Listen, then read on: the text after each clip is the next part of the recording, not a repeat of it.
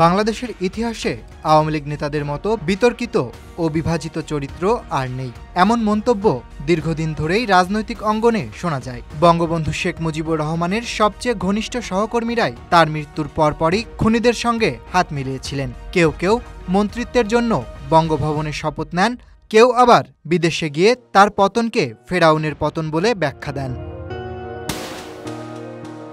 শেখ মুজিবুরের অন্যতম ব্যর্থতা হিসেবে ইতিহাসবিদরা উল্লেখ করেন, তিনি মানুষ চিনতে ভুল করতেন।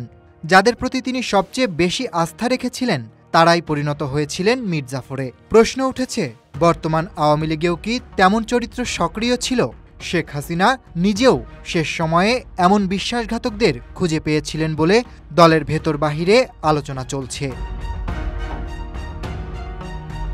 2024 সালের জুলাই আগস্টের ছাত্র আন্দোলনের সময় শেখ হাসিনার সরকারের 3 জন গুরুত্বপূর্ণ মন্ত্রীর আচরণ ঘিরে নানা প্রশ্ন ওঠে।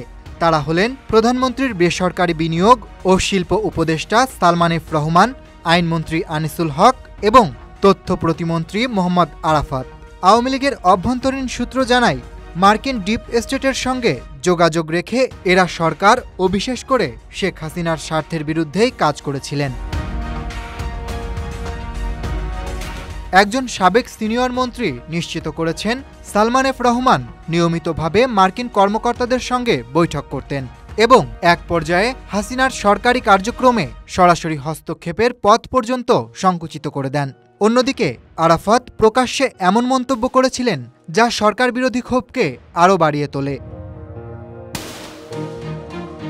দলীয় সূত্র দাবি করছে, 2018 সালের নির্বাচনের পর থেকেই ক্ষমতাসীন আওয়ামী লীগের ভেতরে প্রবেশ করে যুক্তরাষ্ট্র।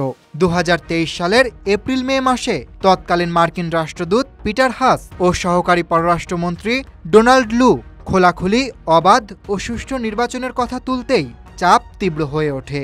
ভারতের একটি গোয়েন্দা প্রতিবেদন 2022 সালের জুনেই সতর্ক করেছিল, পিটার হাস আসলে হাসিনা সরকারের পতন পরিকল্পনার অংশ। পরবর্তীতে বিভিন্ন বৈঠক ও আলোচনায় মার্কিন কূটনীতিকরা বাংলাদেশের অভ্যন্তরীণ রাজনীতিতে সরাসরি হস্তক্ষেপ চালান বলে অভিযোগ আছে। 2024 সালের 3 আগস্ট সেনা, পুলিশ ও গোয়েন্দা প্রধানদের নিয়ে বৈঠকেও আওয়ামী লীগের গুরুত্বপূর্ণ নেতারা পরিস্থিতি আওয়ামী লীগের অনুকূলে নেওয়ার চেষ্টা করেননি। ছাত্র আন্দোলন সামলাতে সরকার ব্যর্থ হয় এবং আওয়ামী লীগের পরিকল্পিত পাল্টা সমাবেশও বাতিল করা হয়। 5 আগস্ট শেখ হাসিনা পদত্যাগ করেন এবং ভারত চলে যান। 1 বছর পেরিয়ে যাওয়ার পরও আওয়ামী লীগের ভেতরে ক্ষোভ ও হতাশা কাটেনি।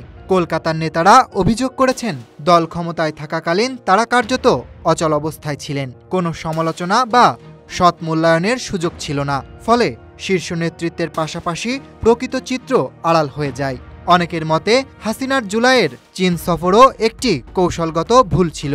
সফর মাঝপথে বাতিল করে দেশে ফেরায় ভারত ক্ষুব্ধ হয়, যা তার বিচ্ছিন্নতাকে আরও বাড়িয়ে তোলে। ইতিহাস বলছে, আওয়ামী লীগের নেতৃত্বে বারবার মির্জাফরের আবির্ভাব ঘটেছে। বঙ্গবন্ধুর সময় থেকে শেখ হাসিনার শেষ সময় পর্যন্ত সেই ধারাবাহিকতা বজায় রয়েছে। দলের ভেতরের বিশ্বাসঘাতকতা রাজনীতিতে যে এখনও বিদ্যমান, সাম্প্রতিক ঘটনা প্রবাহ তারই এক নির্মম প্রমাণ। Desk report, Dhaka express.